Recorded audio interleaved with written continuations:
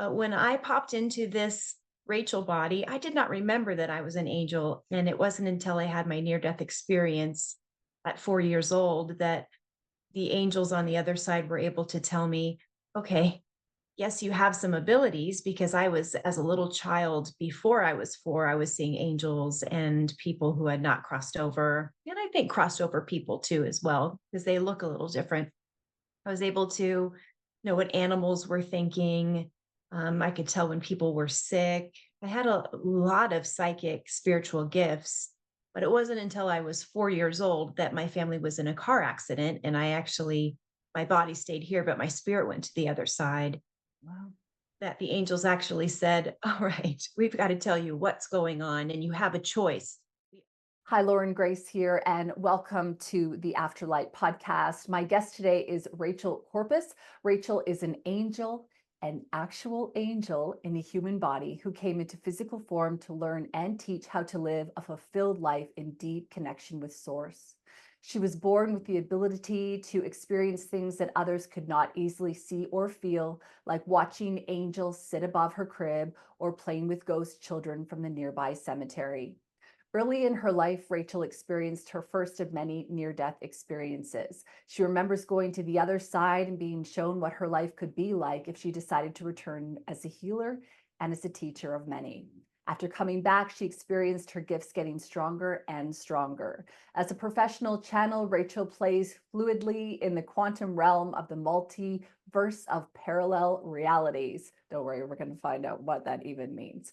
She works in collaboration with angels, ascended masters, people on the other side, and high vibrational extraterrestrials. The best part of Rachel's life today is helping others remember their divinity, uncover their natural gifts, and evolve into their best selves. She is committed to being a liaison for spirit, ready to adapt to any need, being, or situation that spirit presents. And Rachel is joining me today. We're going to be talking about the power of uncovering your natural gifts, how you even get started to do that. I want to talk to Rachel about the power of prayer, connecting with the other side, and how we can allow in more support from spirit. Do we need to be a little bit more clear? Do we need to have a nap and allow spirit to do the job for us? And we'll sort of see what else comes up, because I love hearing about NDEs, near-death experiences, and Rachel's also alluded to the fact that her basement is haunted. So there's a lot of things we might be covering off in this episode. Rachel, thank you so much for being here. Welcome to the show. Thank you for having me. This is just wonderful to share wonderful energy with you. I love your sparkle. I love your spark. So thank you. Thank you for having me on.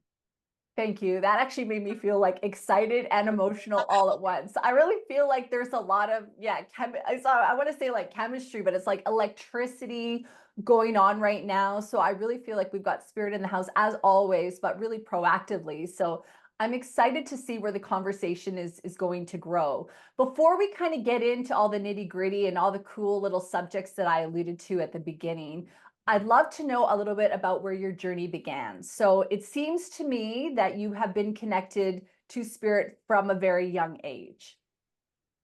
Yes, I was born with this ability, as we all have been born with this ability. We all come in with many wonderful abilities that we get to develop as we grow. This is one of mine. So some people are really good at doing math or running or baking. This is something that I'm really good at. And I chose, as I got older, to develop it. I also chose when I was younger to absolutely ignore it, because I did not want to be the weird, strange child. But when I was born, what happens, from what I've learned in this job, I guess if you could call it that, in this calling, is that as soon as we come into our human body, we forget who we are. And little by little, we remember. But when I popped into this Rachel body, I did not remember that I was an angel. And it wasn't until I had my near death experience at 4 years old that the angels on the other side were able to tell me, okay, yes, you have some abilities, because I was, as a little child, before I was four, I was seeing angels and people who had not crossed over. And I think crossed over people too, as well, because they look a little different. I was able to know what animals were thinking. I could tell when people were sick. I had a lot of psychic spiritual gifts, But it wasn't until I was 4 years old that my family was in a car accident. And my body stayed here, but my spirit went to the other side. Wow. That the angels actually said, all right, we've got to tell you what's going on. And you have a choice. We always have a choice as people. And really, in every situation, there is some element of choice. And in that time, my little life, I had a choice to stay with them and fulfill my mission, or to come back here and fulfill my mission. And here I am. Number one, I want to say that at the very beginning, I really respect and love that you said, this is what I'm good at. And I believe you were alluding to, I guess, your work as a healer and your work as a Mhm. channel and things of that nature. But I don't think that we always do that enough as women, and maybe as people in general, that we acknowledge the things that we're really good at. I think that there's sometimes fear around that. So I just want to applaud you for doing that. And I love that you did that, because I think that we need to do that more as souls, is like understand and own the qualities that we have, the skills that we have. And it's not in an ego way, it's in a way that we're going, hey, I'm showing up in the world and this is what I'm here to do, and this is what I'm good at. And I love that. Well, So thank you, Rachel, for being thanks. awesome. I've never had anyone say that to me, and I appreciate it because sometimes I wonder if, in my memory, I closed down my gifts a lot because I remember school age children, my peers saying, okay, she's a witch, or you shouldn't be able to see other people besides us. That's what's in my memory. But what's in my feeling body, I feel shame, or I feel shame um, still in there for just being who I am. And that's not congruent to being an angel. And I really know I'm an angel. I'm a very sane person. I could be your neighbor. I mean, it's no big deal. I am who I am, me. And for anyone to feel shame in their person for who God created them to be, it makes me very sad, but also proud of myself for being able to shift that perspective gently over the years, and be proud of myself for just being me and being able to reteach myself that success and love don't have to be, they're not supposed to be merit based. And angels are messengers. I don't, I love to teach. Friend, I love to teach. I love to do all the things, but I am really aware that I'm sharing messages that have been in the consciousness forever. Really share anything new. I'm just here to receive what source tells me through other people, through my prayers. And I just share that good stuff. And it humbles me to know that when I was able to kind of course correct the shame that I felt in my body for just being me, that opened up the channel for me to receive those messages. And I pray personally that anybody that feels that there's something about them that they came in with or they developed that is so precious to them, but they feel shame for it, that they can feel what I did in realizing that God does not make mistakes ever. We're here to live into who we are. That's been my best experience. I think that when we're humans as well, we're souls in a human body, or you're an angel in a human body. I mean, the thing is this, like, we've come to earth, my opinion, to learn things, to heal, to experiment, to experience life. And there's no level that ever says that we have to be perfect within that. And I think that a big part about the human part of us, the human condition of us, is that we are still faced with the ego mind, Yes. the part of our human self that, sometimes speaks way louder, when we let it, um, than the mind that's connected to source. And the two of them can coexist in harmony, but then we get triggered along the way, right? We get challenged.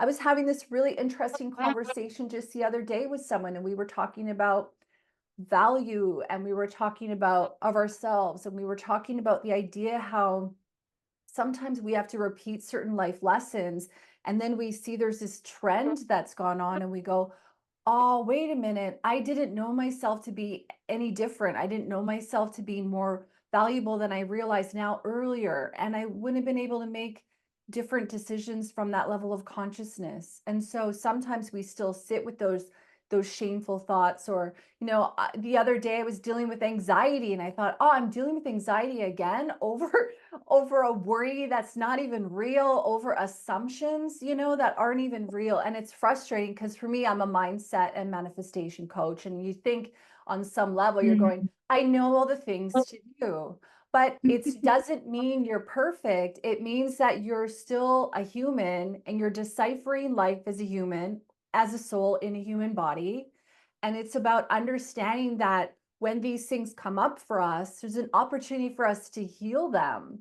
And I think a big part of that is communion and community and sharing it with like-minded people like yourself. Because I would imagine people probably think, oh, Rachel, she's got it all figured out. She's perfect. And then when they hear that you still grapple with the concept of shame, it's like, what? Mhm. Right. Yes, because I was given the choice to come here and be be fully human. I mean, I was born to a mom and dad, Yeah. and that was my choice. It's really hard maybe for people to wrap their mind around because angels are pure souls. I mean, I like to cuss. I mean, I can I can paint the town red, believe me. I've had my fun. But let's just be technical for a second. Angels are from the angelic realm, and this is only my seventh time here. This is only my seventh lifetime here in the earth plane. Mm. Now that's a good, if I live 100 years each time, that's 700 years. That's nothing to shake your fist at, but Yeah. there are people that I'm walking around that I know have been here many more lifetimes than me. I feel almost like an infant here. Uh, but part of my mission was to be here to experience how to be human. So I am going to experience all of that. I'm going to feel the shame. I'm going to feel Yeah. jealousy. If I don't feel that, how am I going to help people from the perspective of an angel? If I'm pure angel, I won't understand. It's kind of how I felt Yes. when I was a practicing Catholic, and I was like, well, how do I talk to my priest about sex? And so I asked my priest, this is so embarrassing, but have you ever had sex before? Because I'm about to ask you about it. And I just want to know, Yeah. have you done it? And he's like, yeah, lots of times. It's been a while.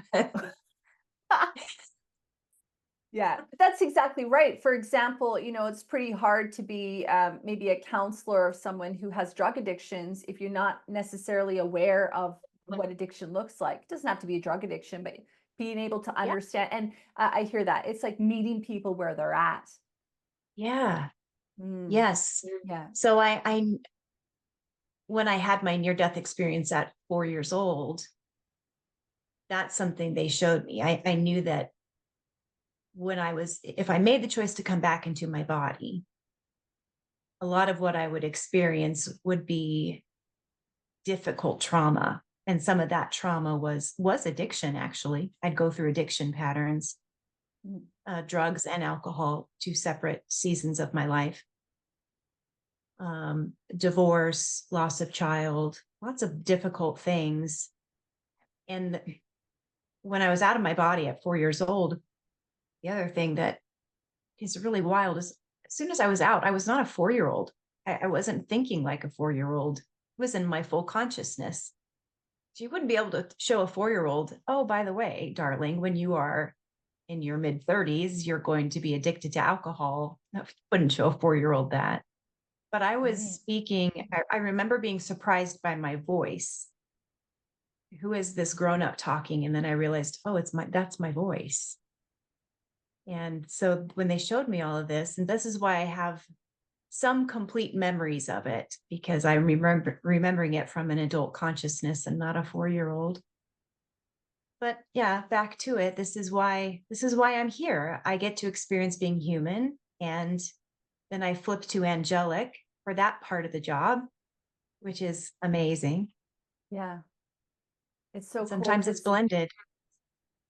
yes, I could see. So for me, I'm a medium as well. And it's like, it's interesting because I'm not always, what's the best way of saying it? I don't always have my like spidey sense on. Like I always have my empath on and all that kind of stuff, but I'm not looking for these things. It's kind of when I decide to, okay, I'm gonna work with spirit now or channel. Very often I go, I'm now going to do that and flip into that perspective. And then sometimes when I'm having a conversation with you, my guides will put things in and I'll go, oh, I've got that.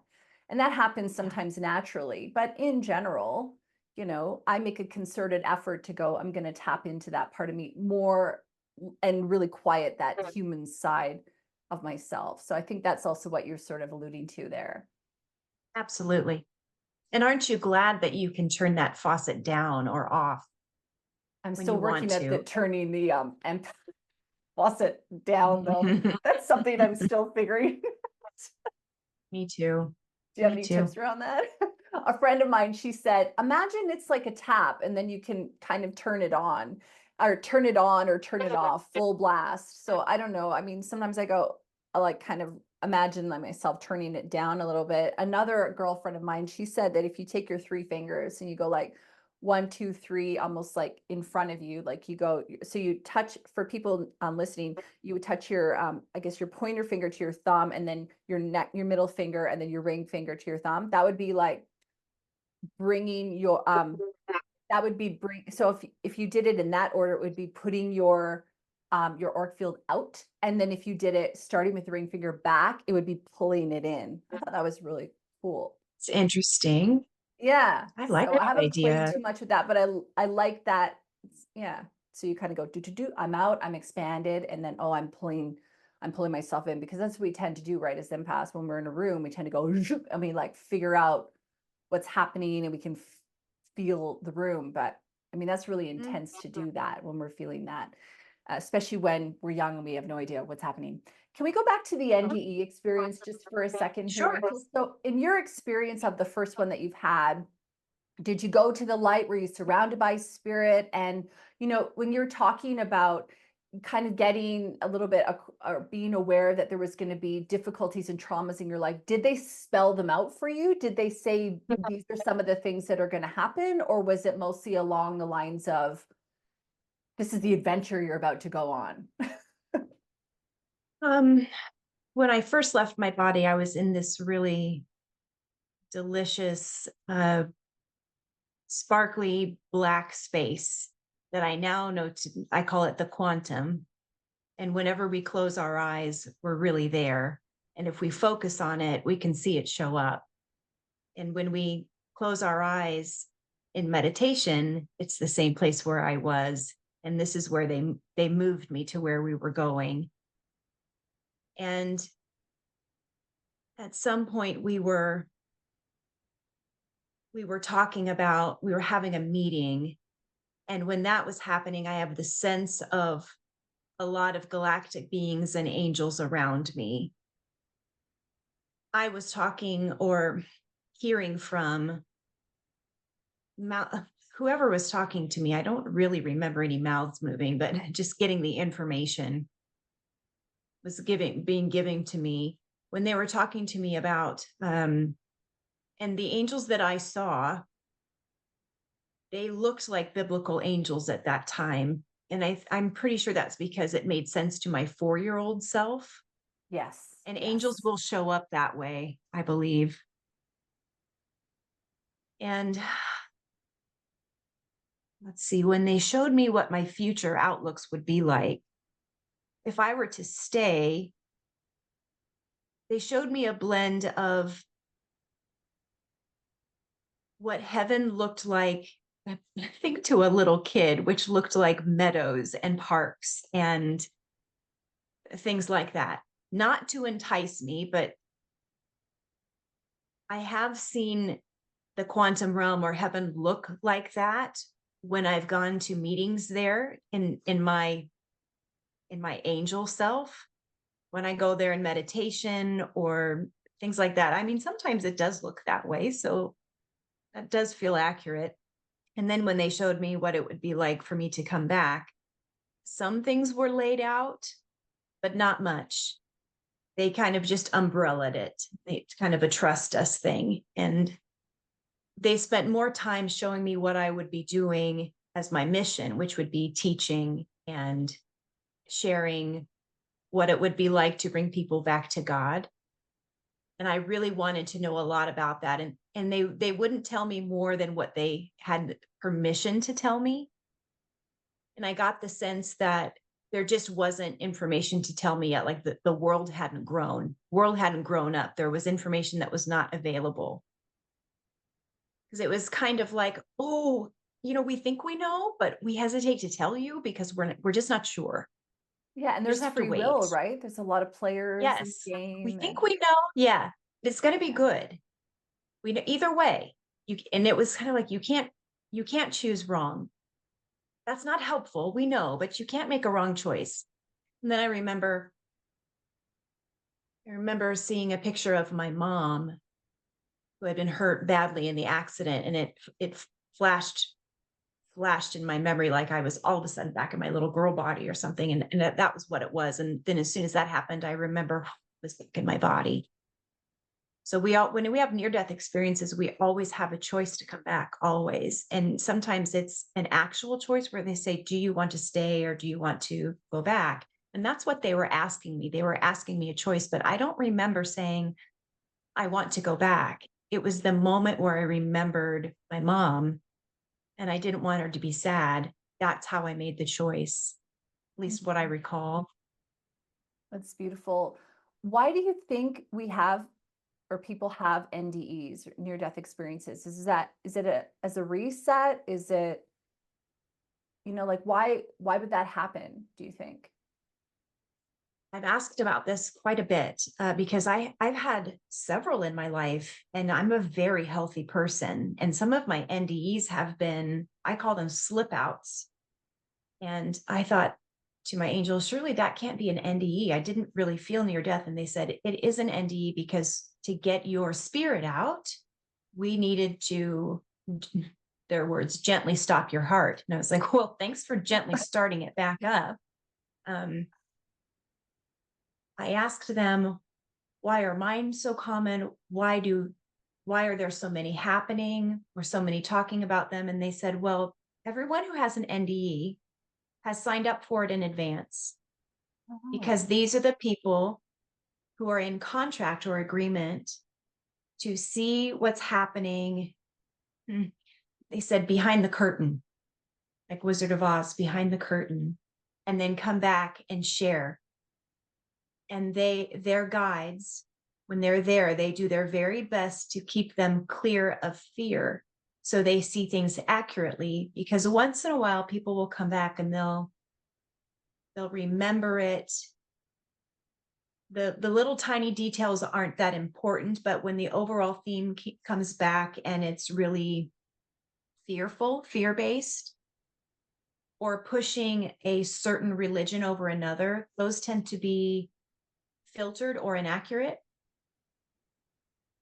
But in general, they're all correct. And so the purpose seems to be these people signed up before life in their pre-life plan to have these visits to the other side where they could either decide to stay or come back, yeah. but likely they were going to come back to share what they saw, what they experienced. So the rest of us could start to wonder, oh, so maybe this isn't it. Yes. There's more, and this Yes. maybe is just a classroom. Yes. Because And you're how else figuring would this we out. know? Yeah. And I know Yes. some people go, oh, NDEs, they must be glamorous and super exciting, but they're not, right? They're very painful most of the time. Yes. Especially when you're coming back in your body, you feel like the tube of biscuits that's popped. And then you keep going and you feel big and beautiful and you're part of the universe again. And you're just, oh, you're comfortable in that. And then all of a sudden you squeeze back in your tiny earth body and it's excruciating. It does not feel good.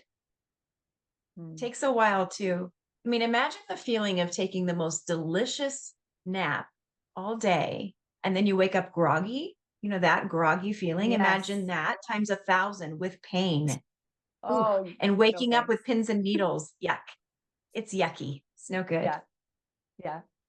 Well, there's a lot of, we've already been talking for half an hour and I'm like, oh, okay, I'm going to put us back. Well, not necessarily back on track, but let's get into a little bit about the quantum realm that you were talking about there. I Yes. mean, you were talking about sort of this black sparkly light. It's interesting because I learned a technique as a medium. So what I do to set myself up, I mean, I can go right into it if I choose, but I prefer to, kind of set myself up for success. So I imagine this big, beautiful bubble of light coming from the sky, like coming into my room. And then I always associate a color with it. For me, it's usually like sparkly purple, gold and silver. It's just gorgeous. And it like fills my whole room. And then I take a strand of that, all in my imagination for our listener at home, and I connect it to my base chakra. And then kind of like a Christmas tree, it goes boom, boom, boom, boom, boom. And it like lights up all my chakras. And then I do a bunch of things like jet out to the universe and come back in my body and, a bunch of other stuff. But I was really connecting to you when you were talking about this black sparkly light. Now, for me, it's not black sparkly unless I'm going to the seventh plane, which I do some theta healing practices where I like can go up into there. But yeah, so talk to me a little bit about the quantum realm. What is it? Is it similar to what I described? Is that what energy kind of can look like? And then I do want to talk about parallel realities because this is something I've actually been brainstorming a little bit, and I would love to tell you my theory and see where you're at with that. But before we get to that, let's talk a bit about the quantum realm. Okay. I'm not a scientist. This is just what I think I know. Okay. Yes, this is, yeah. What I see and what they tell me is that the quantum realm is the like the gooiness, the everything that hugs us. So when we talk about another dimension, that dimension is made of energy. It's not matter. There's nothing matter about it, nothing physical about it. Even though in this dimension, I'm sitting in this at It's this dense. desk in my office, right? But it's Yeah. only here because you and I believe it's here. But nothing Yeah. here is material. I But know, as like, we are go the to couches in our living room actually there if we can't, like, no, yeah, I know, no, it's, that blows my mind. I it don't, blows my mind too. Rachel brained, I don't get that, but Yeah, I'm trying to.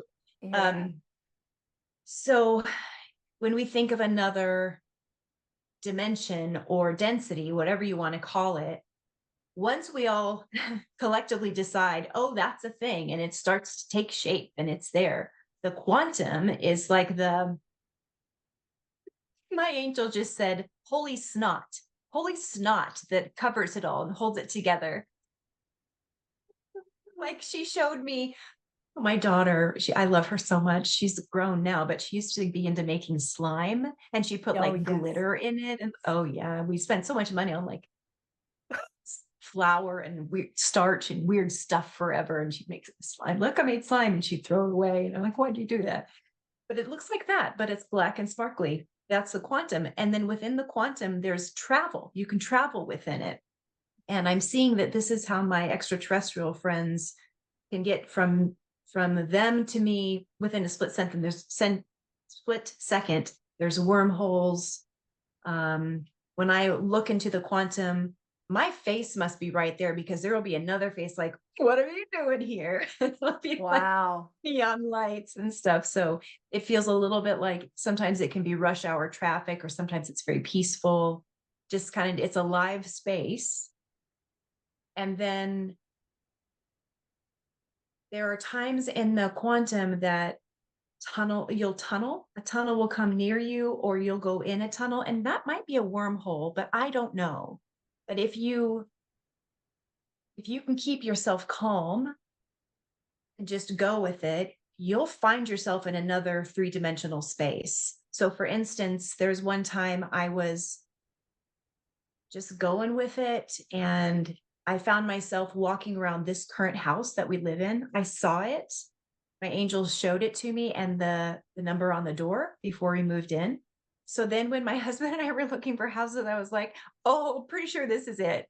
But when I walked around it, it wasn't like a vision. I mean, I could feel I could put my hand on the counter. It was a three-dimensional space. It was different than watching a YouTube video or having a dream where I could see everything. I mean, I was touching countertops and could open the window and feel the breeze come in. So Is it's this a when you space were to get to in another your space. meditation? In your meditation in the quantum? That's what you're talking. Yes. Yeah. Okay. Yes. And Okay. sometimes I notice I can flip into the quantum. I actually think it's right as I go in right between maybe alpha and theta. Would that make sense? I don't Do you know. think that's what? Okay, I don't know much about I know brainwaves, that but the it's minute we start talking about theta, we're out of theta. So I know there's like something oh, around that. okay. Yeah. So it could, but I'm not an expert. I don't know the answer to that. Are right, I think, because as soon as I realize I'm in the quantum, I kind of snap out. That's why I'm like, my guide says, be cool, Rach, be cool. As soon as Be I'm in cool. there, because I Yeah. know something's about to happen. He's like, play it cool, be cool. Yeah. It's like when you And wake up in your sometimes I will, dream and you're like, oh my yes. God, but then you're excited. I mean, that hasn't happened to me in a long time, but and then you wake up. And I've heard a voice that I'm pretty sure is my one of my guides when I'm in the quantum, not in my mind's eye voice, not in the room, but in that space in between, which doesn't happen to me often, but a voice saying, okay, we're almost there, we're almost there. And I'm not clairaudient very often. When spirit talks to me, it's within my mind's eye voice. I can hear them, but I don't often hear them in the room like, hey, Oh welcome yeah. home. I don't hear spirit like that, but in the quantum I can. So I just wonder if any Wow. listeners are trying to develop their clairaudience, going into the quantum might be the place.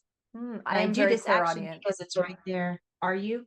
You're Yeah. probably so connected to the quantum and it's around Mm. us all the time. You and I are sitting in the quantum right now. All of this stuff is the hologram. We've just fine tuned it so well, it doesn't look like a hologram. But you and I are in, they're just telling me we are the quantum. We're in the quantum right now. Yeah. Oh man, there's this amazing book. It's called A Happy Pocket Full of Money. Have you heard of it or read it? Oh, it's No, but I so want awesome. to. Yeah, it's excellent. I have it somewhere and I can't find it, but I've been listening to it on audio. I think I'm listening to it now. I think it's the third time. But there's a whole section on the quantum realm, and it's like talking about a football field and things existing at the same time. And anyway, it can be a bit much, like you said, for us to sort of wrap our heads around. What I believe you were talking about is you're talking about a high frequency dimension, which is the quantum field, which is where we can manipulate things. And it's almost like this little playroom in a way. And you can Mhm. access it through meditation. But the fact of the matter is that everything is everywhere all of the time. And so Yes, as humans, though, we make things into linear, like we have time and we see change and, like, but everything is actually simultaneously existing all of the time. And so that's that means correct. that our future self is already here right now because time isn't real, or the house that you want to move in is already your house because time isn't real. So is that kind of a way that we could summarize it a little bit in a simpler way? Correct. Or we could even say that time is always moving, time is alive. So it's working for us as we think. Yeah, Yes. time is Okay. alive. So there's so many different things that I've been thinking about and working out that I just feel like I need to brain dump on you for a moment, Rachel, because I haven't really Huh? talked about all these concepts with too many people. So, number one, are you familiar with Neville? I think it's Neville Goddard's teachings. Yes. Yes. So he talks about the idea of using, like, number one, that our imagination is like our powerhouse, right? And it creates the world that we want to live in. And so, and what he talks about in a lot of his teachings is around the concept of recreating the life that you want. So when you go to bed, run through the day the way you wish it had happened. Or when you have a situation or a challenge with somebody, then take the time, maybe in a meditative state or in like a real calm state, and visualize the situation going the way that you wanted it to. And I know a lot of people are like, what? Because it's almost as though he's saying, and it's going, change the past. And when you change the past, you actually change the future. Thoughts on that before I keep going? He's right. Because you don't have to worry about changing the past. The past is none of your business. You get to create a new timeline. When Oh, you're thinking about how you would prefer the day to go, you're opening a new timeline, and you are helping another version of you recreate that day. So imagine you think through it, you go to bed in the multiverse, which is this universe. Every time you make a major choice, there's another version of you that creates itself and spawns. It's wow. quantum physics. Yeah, there are now formulas to prove this. Now, you may think that when you go to sleep, just going through your day and recreating it to the best possible outcome might not be a major choice, but it is, because you are taking your day and you're empowering yourself through that choice. It is a major choice because you're taking control. And so, what that does is it begins a new timeline or a new version of you. And what that does for you in this core version of you, this is the core version of you, is it allows you, when you wake up, you have redirected your neurotransmitters. You know already when you wake up, okay, I've retrained myself, because when I went to sleep, I'm already thinking of the best possible outcome. So I'm going to do that today, because any change you make in the quantum bounces back and affects this one. Oh, so it's like we're catching up with ourselves. Uh-huh. And then they bounce back. Everything you do, like as above, so below, as core, your core lifetime bounces out to your parallels and back. Okay. Boomerangs. Okay, I freaking love this. So now let me tell you this other thing I've been working out because this is so exciting to me. So have you read Anita Morjani's book, Dying to Be Me? Yes. Yeah, okay. So Yes. I listened to it and I'm listening to it the other day, or I finished it actually a couple months ago now, I think. And I was on the last chapter, spoiler alert for y'all, just stay with us though. But she's talking about basically the secret of life, right? And it was about the heart and honoring ourselves and listening to our feelings and like loving ourselves. And that's something I wanted to talk to you today too, about the power of love and the power of the heart. But the other thing she was talking about is when she had her NDE, her near-death experience, that she witnessed this like parallel life concept where she was in another existence. And I've only listened to the book once, so I may not get this fully right, but where her brother was with her, but her brother was almost like a different age and a different character. It was like she was witnessing this other reality. And so she's talking about this. So then I have this aha moment. Like, it's like, hallelujah, I got it. I feel like I got it. And I went, okay, so I believe that the concept of past lives, we say past lives because otherwise our brains wouldn't be able to really compute that it's happening right now. Like the Rachel and the Lauren in us, we'd be like, what? Like it's too magical and a little bit out there. I mean, I shouldn't lump you in with that, but I would imagine you get where I'm going. Mm-hmm. So we have to say past lives so that it's a little bit more palatable to people to go, this is a little bit more, a little bit easier to understand than if we said a parallel life. So then I was going, okay, so if parallel lives are the thing and not past lives, and time is an illusion, and everything is working right now all at the same time, and it's interconnected, then if I believe that on some level, let's say we're part of the one, we're part of, God energy. But if I'm a soul and my hand is a soul, let's say, and then my fingers are different incarnations of my soul. For example, right now I'm playing the part of Lauren, okay? And then I've got all these other little incarnations that are playing a role as well. Then I realized that if I take concerted effort to heal, to love myself, to grow in who I am actually healing not only my ancestral lines, because they're all connected to me too in my lineage, but all of the past lives that are happening.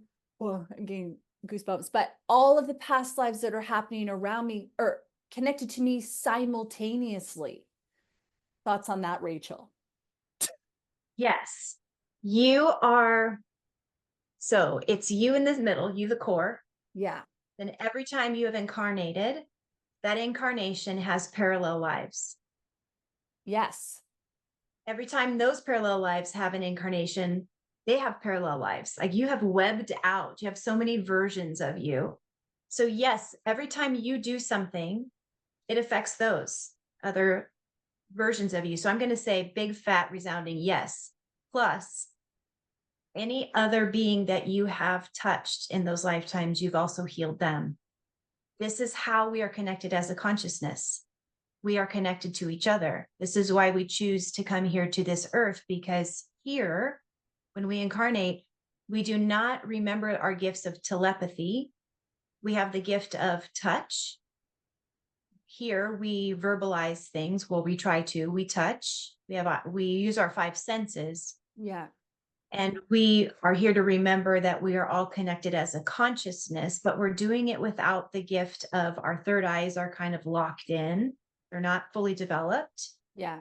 We don't remember our telepathic. So we can't just walk by each other and say, good morning, I love you. We have to make a choice to say it. So you're right.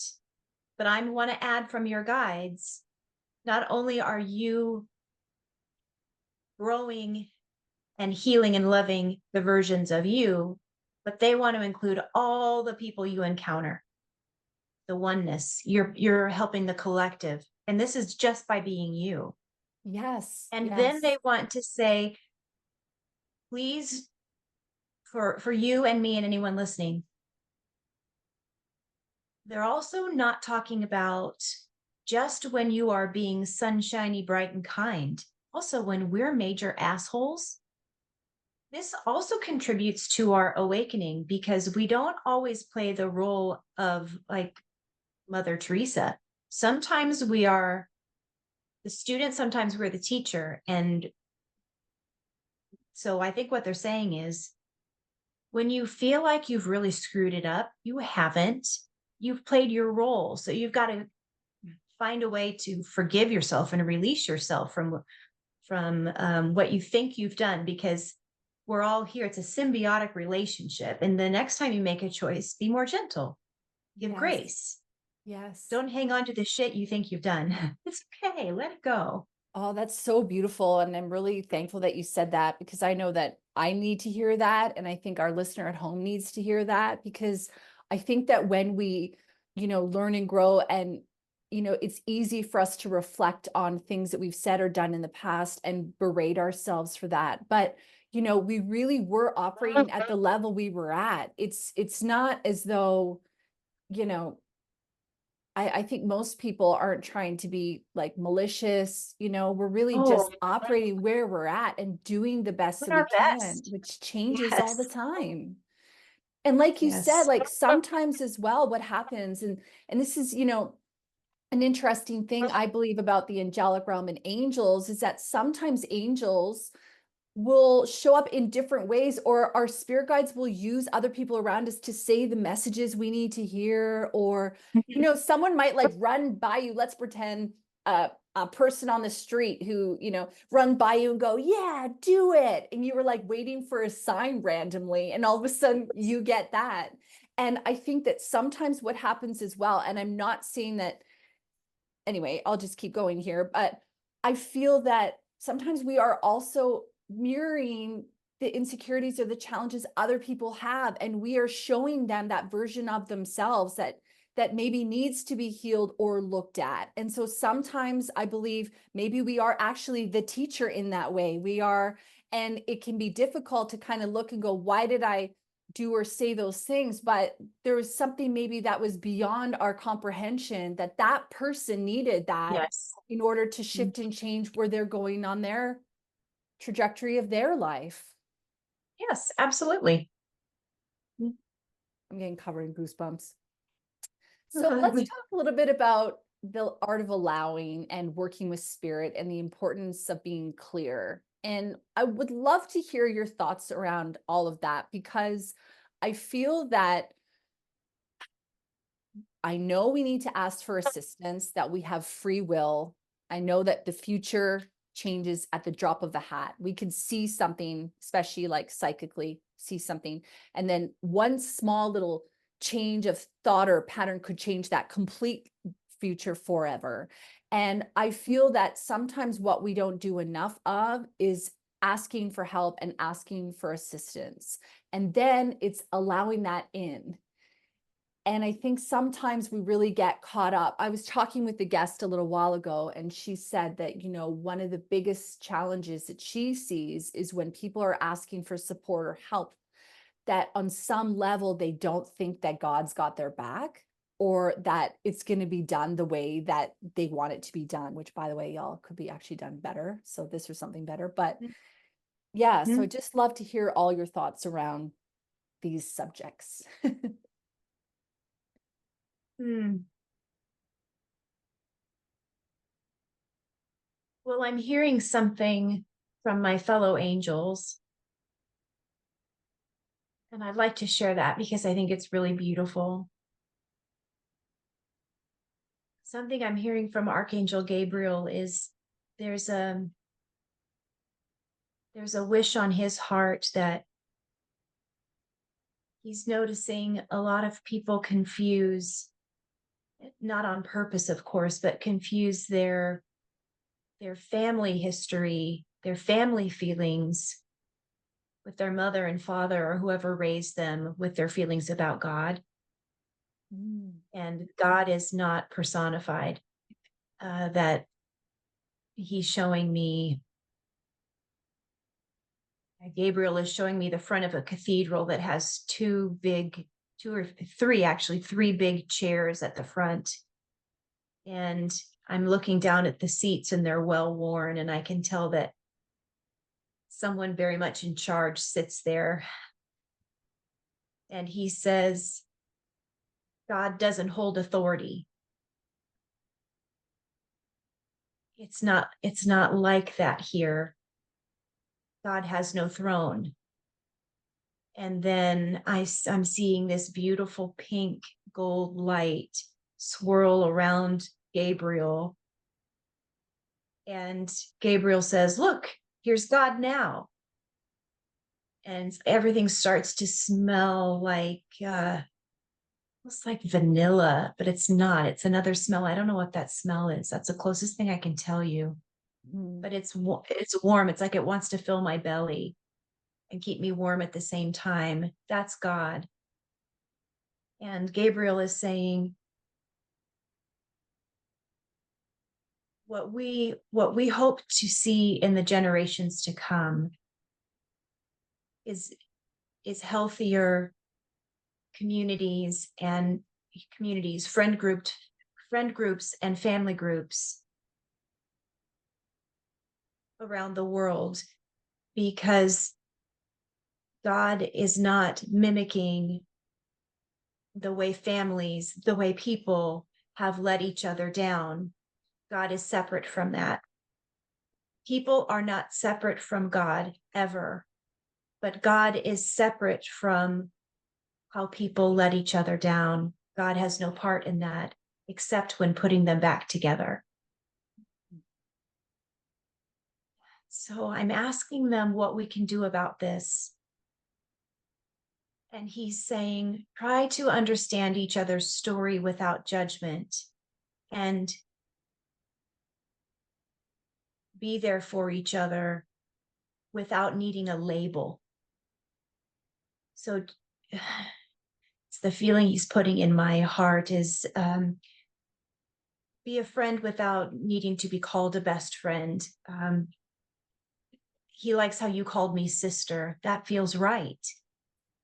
But you don't have to be family to be a sister, right? Right. You make your own. Oh, he's saying make your own labels. That's what he said. Make your own labels. Do what feels right to you. And then those who are good at asking for help and allowing the help to come in, show it. So that those who are not good at allowing it in can see your example. They are not good at allowing help in because when they've asked, it hasn't been there, or they have been made to feel that they can't ask. If you offer help, mean it. If you don't mean it, don't offer. it's hurting people. Offer only what you can really give. And then he's saying something like to the listeners, we're moving into a time where we will really need each other. And this is not coming from a place of fear, but things will be changing. And so we get to decide moment to moment who we get to be for each other. Are we holding space? Are we the receiver? Are we the giver? And he says, we'll get to figure out how we are for each other moment to moment. We'll have plenty of opportunities. And so the opportunities for healing are just right around the corner. And so this is happening. We get to redesign ourselves. And so he says, I don't want you to attach yourselves too much to what I said about generations to come. It will likely come faster. This healing will come faster. And it goes back to what we were talking about earlier as well. Thank you for sharing that message, by the way. It goes back to what we were talking earlier about how when we are taking responsibility and lifting up our own energy and healing ourselves and being kind to ourselves and compassionate, that we actually allow the people around us to do the same. And it can even be this subconscious thing where all of a sudden our light is shining brighter. And so other people aren't cowering in that light. They're rising to meet us where we are. Yes. Goosebumps. Yes, that's right. And it's a natural thing for them to do so. Gone are the days that we tell each other, go preach, go invite someone into the church. We don't do that anymore because it's kind of yucky. It's so much more gentle than that. We just get to be us and Yeah. show our light, shine our light. And that's the invitation in itself. It's really the new way. It's so grace-filled and gentle. Yeah, it's so beautiful. How do you think that we go about loving ourselves more, being more compassionate with ourselves? And does it start often like our conversation did today with acknowledging the things that we're good at?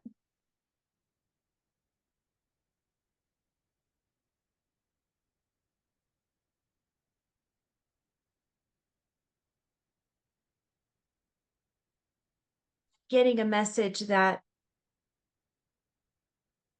spending some time paying attention to our feelings again and feeling where those feelings live in our physical body and asking ourselves, what is this feeling about? Where does it come from? And is it actually mine? And not pressuring ourselves to get rid of the feeling, but move through the feeling and any energy that's in the body from the feeling, turning it into something, turning it into energy that's useful to us, transmuting it into light or a different color, whatever makes sense to the person that's listening. And then adding some sort of simple self-care practice like soaking in a tub, listening to music, going on a walk, chewing your food simply slowly and tasting all those flavor layers, or lighting a candle and changing the ambiance in the room, something sustainable and simple. Because I'm hearing the angels say that we're coming back to a time where we have room to feel our feelings. And that will be key because feelings help us communicate with the universe, allowing us to create our best life possible, to bring the wisdom of Atlantis back, to bring the awakening to us, all the great things, to work in the quantum, and to allow our chakras to spin and be awake, for our pineal gland to open up and be part of us again, and for us to gain our sovereignty back, because coming in as divine beings living on this earth, so much has been added to our soil, as we've tried to grow big crops or big animals. That seems to have affected our third eye, things like that. And we're going to be growing out of those processes and doing healthier things in our world, our whole Mm. world. So it seems to be one by one, individually, the thing we can do right now, recognize what you're feeling, move through it, recognize it, and don't talk yourself out of it. We're safe now to do that. Know what you believe, know what you feel, love yourself through it.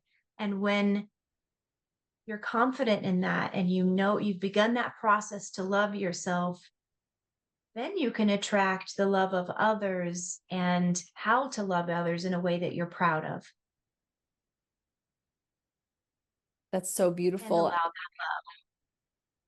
That's so beautiful. And again, it's taking responsibility with no judgment for where we are and knowing that wherever we are is perfect. I wrote down color anxiety because I know a lot of people can connect to the emotions or the feelings, I guess, of anxiety. And when you were speaking there, I just thought, oh, whoa, I could actually add a color to my anxiety. And if I added a Mhm. color to anxiety, like sparkly, beautiful pink, which for me is unconditional love, that takes Mhm. on a completely new meaning all of a sudden. It makes it almost Yes. easier to digest it on some level, to breathe it in, to transmute it in that way. Thank you for Yes, that. because it's sending you a message. If you could ask it why it's here, why is it talking to you? What message does it give you? Then you don't need it anymore. Yes, exactly. And I think for me, a lot of my anxiety is just old habits. It's just, oh, we Mhm. used to, so bringing it up, let's create a reason. It's like, no, I don't, we don't need, yeah, like you said, I don't need that habit Yeah. anymore. But asking it the question is, like you said, a very important thing to do. Rachel, we're at the end of our time together. I feel like maybe in the future we'll have to do, or in the future, we'll have to do a part two. I would love that. Let me know. Talk I will about be here with different bells things. on. Yes. Is there anything that I didn't ask you that you wanted to say? How can people get a hold of you and work with you as well? And thank you again for your time. Well, I've just loved our time together. Thank you. I have a podcast that's very dear to me. It's called Angel Talk, and it's on the Mind, Body, Spirit FM network or wherever you find your podcasts. So that's Angel Talk. And I do a lot of talking to my angels, and I have people on the show, and I talk to the extraterrestrials quite a bit. So I would encourage people to find that. It's very precious to me. And of course, you can reach me on my website, rachelcorpus.com, if you'd like a session. I meet with people on Zoom in person if you're in the Des Moines area, but I do a lot of work on Zoom, see people all over the world. And it's just been a pleasure to share time and spirit with you today, Lauren. Thank you. You too, my Thank you. sister, and I look forward to part two. Me too.